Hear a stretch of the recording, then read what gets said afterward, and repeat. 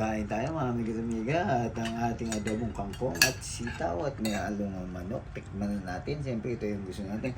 Tikiman na. Ayan ang ating kangkong.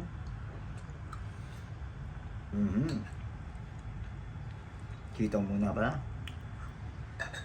Ito ang ating kangkong. Sarap. Sarap. Sarap yung may fried garlic. Ano? Ba't manamis naman siya? May konting sugar. Ha? Pagyan natin ang isda. Isda. Kasi wala tayong oyster sauce. Garlic sauce. Garlic sauce. Tawag dito. Garlic bread. Pero pag may oyster sauce sila, lagyan nila oyster sauce. Sarap. Kaya tayo mga amigo at amiga. Ang ating tanghalian ngayon dito sa Kuwait. At kita nyo naman, hindi pa ako naliligo at malamig ang panahon.